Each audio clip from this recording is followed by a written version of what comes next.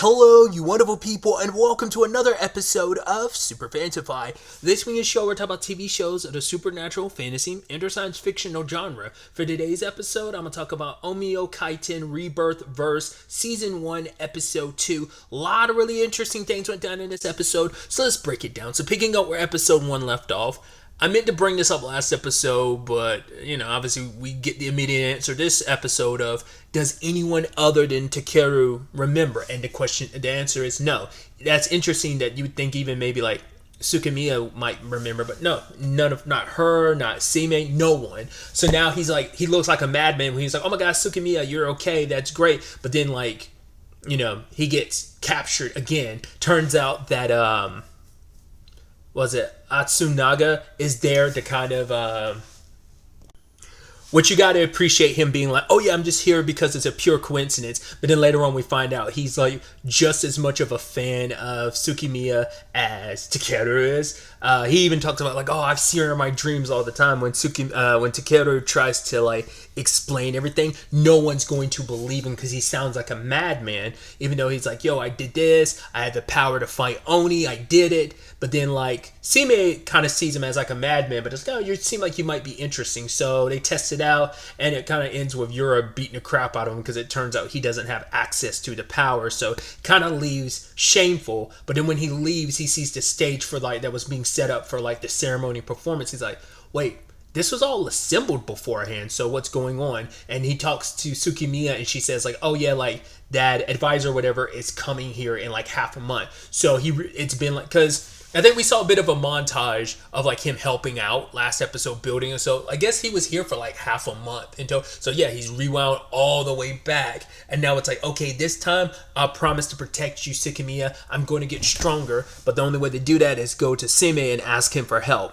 And it's like, right, I'll go through whatever training you have. He's like, fine. You have 1 week. If you can show that you possess some form of talent, then I'll help you out. And so he kind of gets run through the basics of like the 5 different elements, a lot of the like technical word jargon, and he's kind of there initially, but then he kind of gets bored. I even love Shino's there with him, and she's kind of getting bored with it because what's his face? Yura is the one teaching and stuff like that, and he's just like, all right, just let me kind of do like, it makes sense. Like Takeru isn't probably like the most like studied student, but he's probably a lot more like he benefits from hands-on. So they gave him the device that you put on your hand, the diviner, that kind of lets you focus your power. And they put it in like a little, it's basically like a mini Shikigami. Just is like, if you can get this thing to move, then we can work our way up. But Takeru couldn't get it to properly move. And then he has an actual proper conversation with Atsunaga this time around. And they didn't really get to talk, or at least not from what we saw. The only person he really interacted with was Tsukimiya. And some of the other residents, sure, but like Atsunaga, like the only interactions were on the battlefield and slightly out off the battlefield. So it is really interesting that the two of them share a lot of similar personalities. Like they have a lot of similar personality traits where they kind of seem to be like the very like love blind, thick-headed, tough as nails type of characters. And then you have someone like I think I said Yura earlier was for the boy who was explaining in class. Yura's the right, that's his partner when it comes to the Shikigami. That's who Yura is. Sorry, I had to correct myself there. Sorry, I just remembered. Second episode, I'm still trying to get used to the names. In fact, I'm having to look up the names just so I make sure I get everyone's names right, even though I just got it wrong. Kazura is the name of the blue-haired boy that I was trying to that I mistook for Yura's name just now. But either way, he actually nudges Takeru in the right direction because he basically is like, hey, I'm going to basically help release some of the power within you. It's going to hurt like crazy, but he does it over and over again because, like I said, he resonates with like the need to protect someone, and he has a necklace, which we later on find out belonged to his superior, who they used to like operate a Shikigami together. Because they're having this whole conversation too about like, I guess him and Yura are working their way up to like a 5-star position, and they're the ones who have that power. Because we haven't seen anyone else amongst Onmyoji. Like we haven't seen anyone else amongst that group. Like I think because Seimei is like the leader of it, but I don't know if those two are the only combatants that they properly have. Because no one else has kind of entered the battlefield except for Atsunaga and Yura. But I also love that Takeru starts living with Atsunaga. It's like, no, I'm not going to let you live with me. I don't know. He's like, well, the only person I know here is Tsukimiya, so I guess I'll just have to live with her. He's like, fine, you can stay here. He decides to cook a meal for Atsunaga. Yura gets dragged along, and they're like, oh, this can't be good by someone made. This can't be anything delicious made by someone like you. And they love it so much, even to the point Yura is leaving with leftovers. And she's like, just because you made a good meal, that doesn't mean anything. I was like, yeah, you're leaving with leftovers. That's hilarious. It took a couple days, but Takeru does eventually learn to use, what is it, Riki? Basically, it's like, well, could you get up? It's a small part of, what was it, solid body. Basically, it's like a body enhancement, because like obviously you can make a force field out of it, but you can also use it for like, I guess almost like enhancing your body as well. But he can do it like to a small extent, enough to like kind of use it like a talisman, a solidified talisman to cut through stuff. But he's still a ways away, and then when the black mist comes, he wants to participate, but Atsunaga knocks him out, because it's like, right, I don't want you getting interfered, because they're twofold. One, he feels responsible because, for one, he already likes Takeru, but it's also like, I've got to get my shit together, because Yura kind of chewed him out, because it's like, you don't have time to be wasting on a kid like him. But Atsunaga was like, there's something that can be learned from like hanging around someone like Takeru. I think it's like, it reinvigorates why he does what he does. It's a reminder every day of like, right, like that passion to want to protect something wholeheartedly. He gets that. And so like I said, I think he sees a little bit of himself in Takeru, but Yura's kind of like, yo, you need to get your head on straight. Like, do you remember what you're fighting for? And this is actually where he shows Takeru like an incident in the city. There's a giant, like, it looks like a giant chunk of the city had been not bitten, but like gobbled, like destroyed. And it turns out that some time ago, Atsunaga and his superior were fighting an Oni. But the problem is, like, partway through the battle, he got knocked out of it. And it was his superior handling it on his own. And he basically sacrificed himself in a self-destruct type of manner. And because of that, the Oni survived the battle, sadly. And when they lose these battles, the Onis basically kind of self-destruct and end up, like, taking everything in that vicinity with them. I guess whatever kind of gets buried or off, like. So I wondered, I think that's so interesting, because it's like, it's almost like this mutual combat thing of like, if you win, you save the day, but if you lose, like, I'm gonna go off like a bomb. Like, why didn't it do that sooner? Like, I guess there has to be certain conditions met. I think it's like, you want to cause as much devastation and destruction as possible. I don't know. We also get a better insight into the whole Shikigami thing too.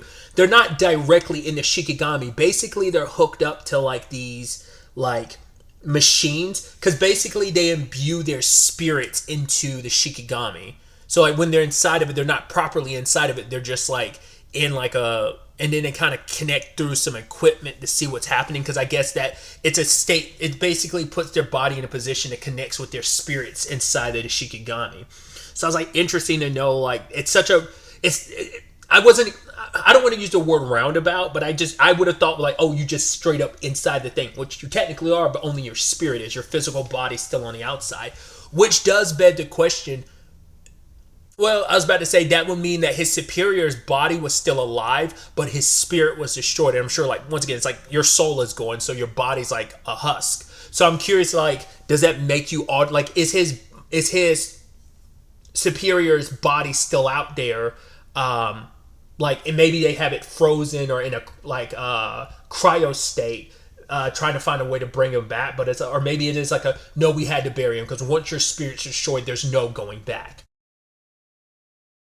Because I'm sure that's why it's set up the way it is, so that if you take enough damage or whatever, your spirit automatically gets ejected and put back into your body, because if it gets destroyed, you die. So I guess that's supposed to be a safety measure in case you take too much damage, you end up kind of retreating from battle, I guess.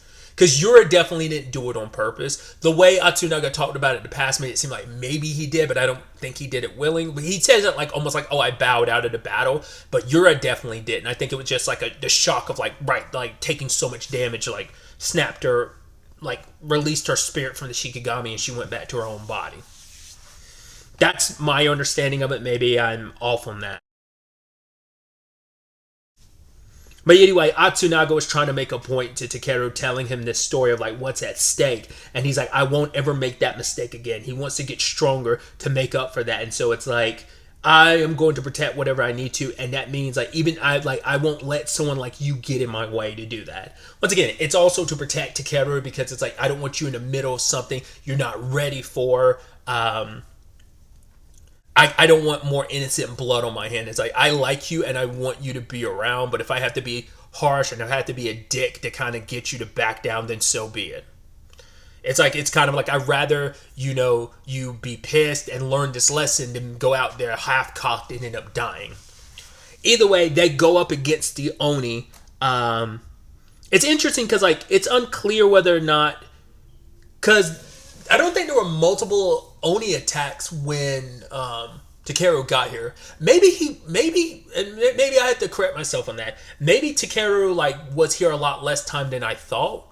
Like what he was actually, I don't know, maybe a day or two, but like I said, there was like a little montage of him helping put stuff together. So that's the thing, because they were putting a final test for the performance. So it's probably like, so yeah, I'm thinking like he's been there like half a month. He probably was only there like 2 or 3 days at most. And then like, so he got there a lot later in the month. So this time he ended up rewinding and going there. And I'm curious, are we going to see a situation of, in this time loop thing, is it going to be, he's going to end up going further and further back in time? If it repeats itself again, the next time he rewinds, will he rewind further in the month? So it's like, oh, it's been half a month. Will it be, oh, that's 2 months for now? Like, I'm wondering, is that how that whole thing's going to go? Because we have yet to see the Oni that they fought in episode 1. Well, I don't think it was the Oni that they defeated off screen, because there was no conversation with Takeru being like, oh, like, it's the second Oni or whatever. Like, that pig thing they fought this episode, the second Oni they fought, it's like,